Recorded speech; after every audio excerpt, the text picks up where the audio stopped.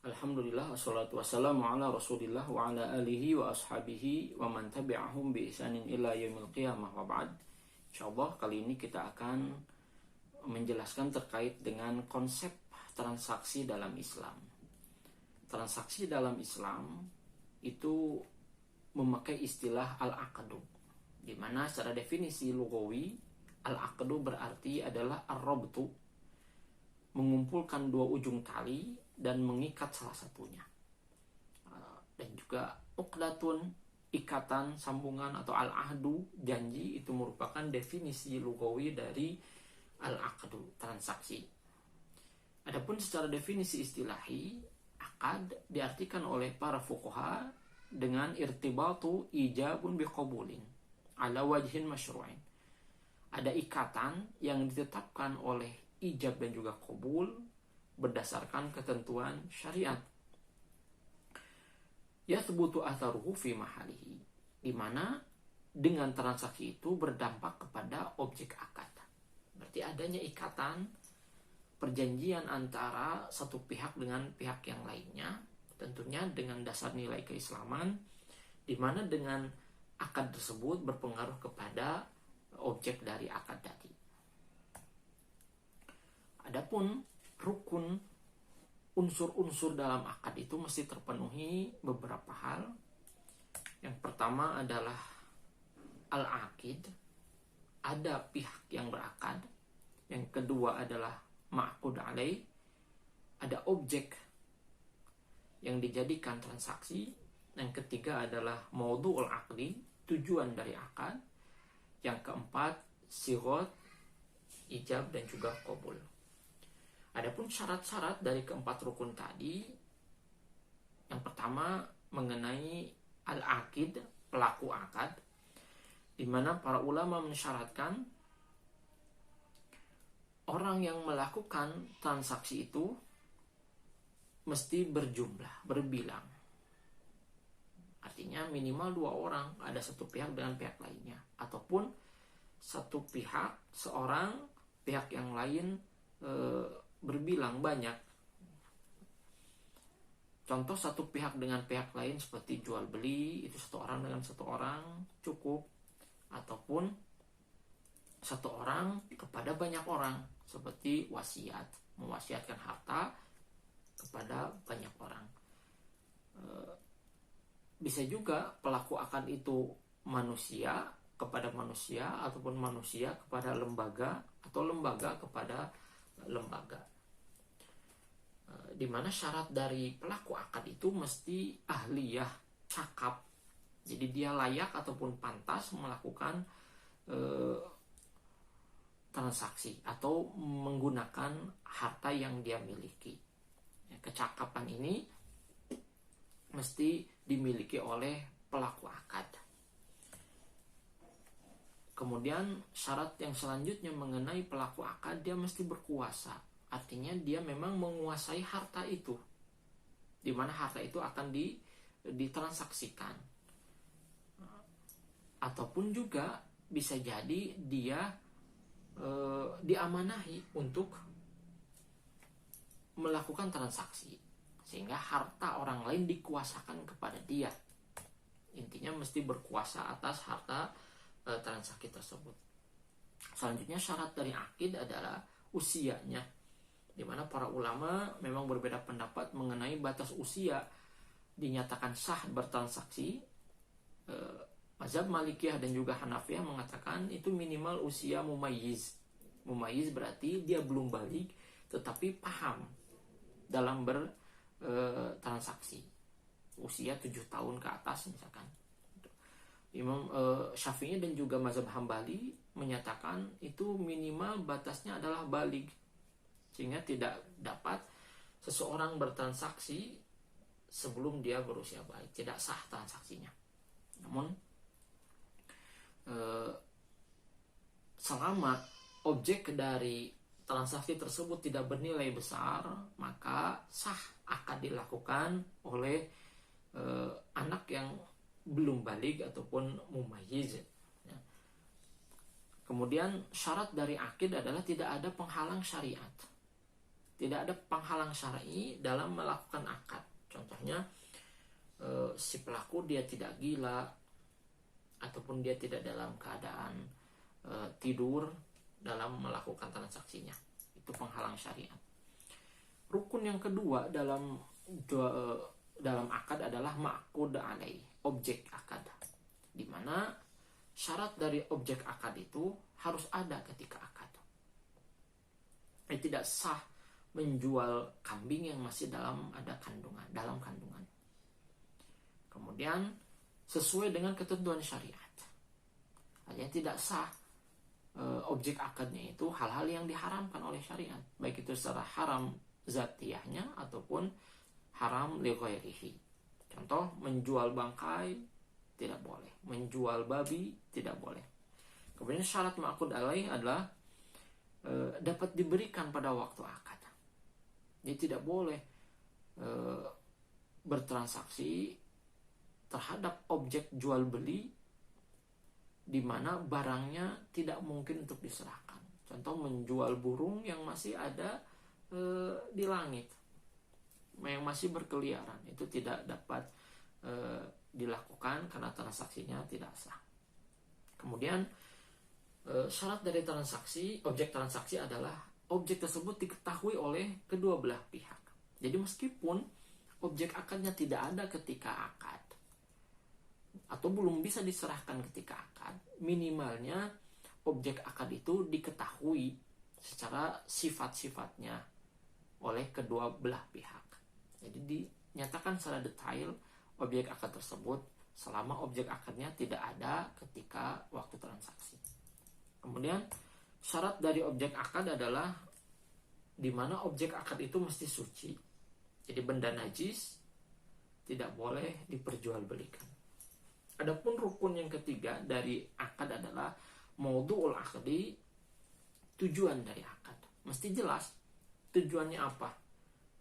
Apakah tujuannya perpindahan hak milik ataupun perpindahan barang seperti jual beli, ataukah tujuannya perpindahan barang tanpa adanya imbalan seperti memberikan hibah, sedekah, ataukah tujuan dari transaksi itu misalkan memberikan manfaat barang kepada orang lain, kemudian zatnya dikembalikan lagi setelah selesai transaksi seperti sewa menyewa. Nah, itu mesti jelas dari tujuan akad tersebut. Kemudian selanjutnya rukun dari akad adalah sihot, ungkapan pelaku akad, di mana ungkapan pelaku akad ini disebut dengan ijab dan juga qabul. Ijab dan juga qabul ini bisa saja bentuknya lafaz, ada pernyataannya dari kedua belah pihak, ataupun dengan perbuatan, misalkan hanya memberikan saja, itu sudah sah.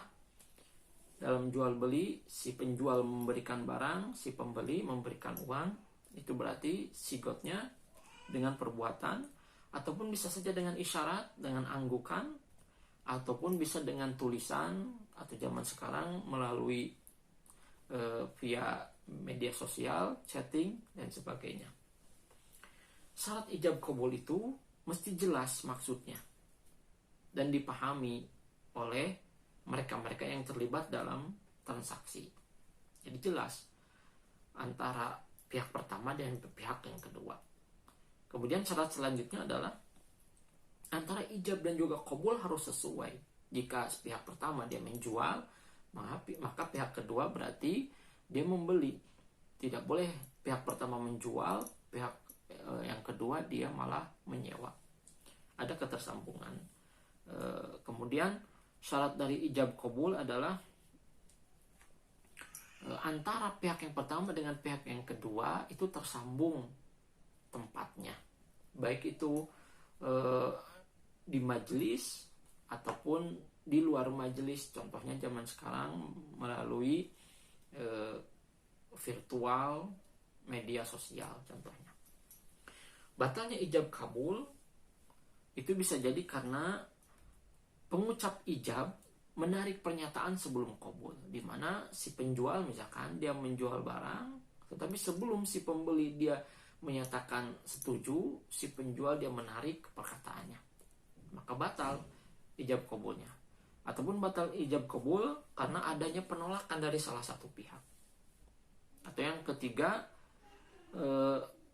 pengucap ijab dia tidak lagi menguasai hidupnya ataupun dia meninggal dunia, di mana tidak dapat diwariskan dalam transaksinya. Atau batalnya ijab qabul karena objek akadnya rusak ataupun objek akadnya hilang, tidak ada, maka itu pembatal dari ijab qabul. Macam-macam akad, ada beberapa bentuk mengenai bentuk-bentuk akad dalam fikih muamalah. Yang pertama, dipandang dari segi hukumnya, bentuk akad itu ada yang sahih, ada yang batil. Akad yang sahih adalah akad yang dimana rukun dan syaratnya terpenuhi. Adapun akad yang batil adalah dimana rukun, salah satu rukun ataupun salah satu syaratnya tidak terpenuhi. Kemudian pembagian akad dipandang dari segi penamaannya.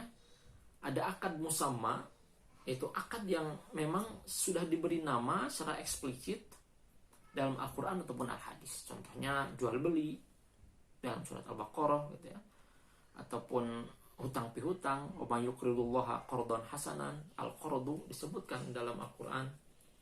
Itu yang disebut dengan akad musamma. Ada juga akad yang ghair musamma, akad yang tidak disebutkan namanya secara eksplisit dalam Al-Quran ataupun dalam Al-Hadis. Contoh, murabahah. Itu istilah ini tidak ada dalam Quran ataupun hadis, namun istilah ini ada, terdapat dalam kitab-kitab para fuqaha. Nah, selanjutnya pembagian akad dipandang dari segi zatnya. Ada akad aini, yaitu akad yang disyaratkan dengan adanya penyerahan barang. Seperti jual beli, objek akadnya diserahkan kepada orang lain. Yang kedua, pembagian akad dipandang dari segi zatnya, ada akad ghair aini, yaitu di mana akad terjadi tanpa mesti ada penyerahan barang. Nah, contohnya wakalah, mewakilkan. Itu tidak perlu ada penyerahan barang dalam transaksi wikalah, misalkan menguasakan kepada orang lain. Kemudian selanjutnya, pembagian akad dipandang dari segi tujuannya. Ada yang disebut dengan akad tamlik, akad kepemilikan. Itu di mana akad tersebut memiliki tujuan untuk memiliki suatu benda, seperti jual beli. Akad yang kedua dipandang dari segi tujuannya, ada akad yang usaha bersama.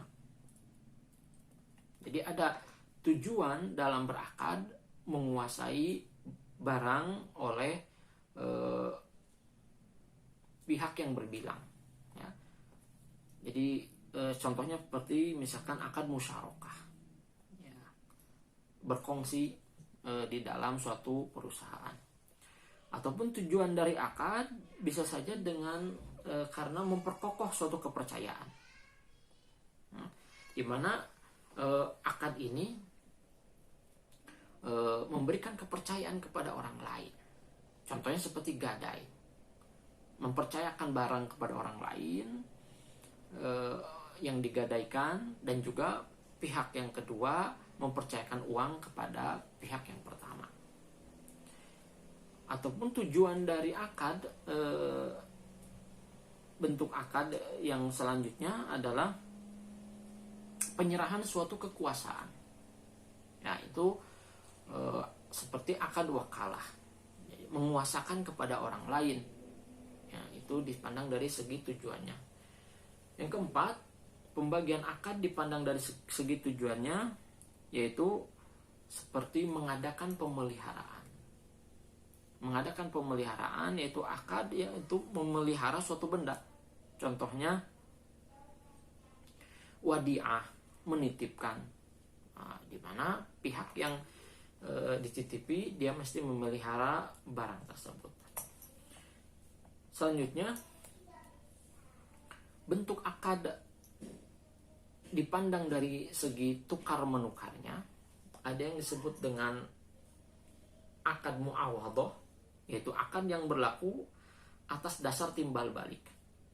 Jadi ada timbal balik dari akad tersebut, itu disebut dengan muawadhah. Seperti jual beli ada timbal balik dari penjual memberikan barang, timbal baliknya adalah uang.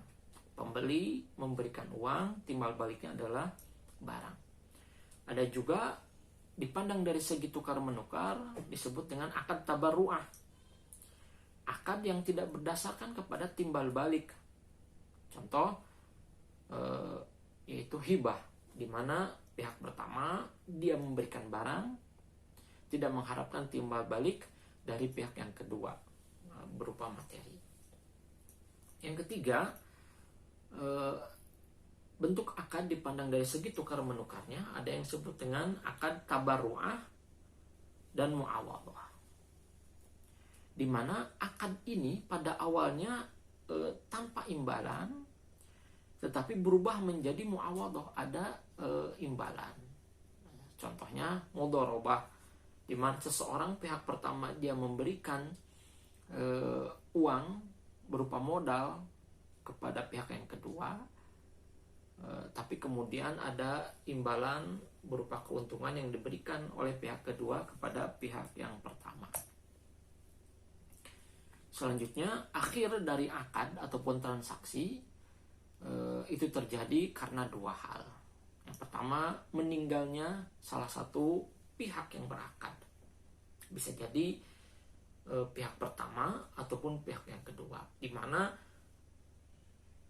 dalam transaksi tersebut tidak disebutkan bisa dilanjutkan oleh ahli waris dalam melanjutkan transaksinya. Jadi berakhir akad karena meninggal. Yang kedua, berakhirnya akad karena pembatalan. Jadi dibatalkan oleh salah satu pihak. Itu mengenai konsep akad ataupun transaksi di dalam Islam. Wal afu minkum, wassalamualaikum warahmatullahi wabarakatuh.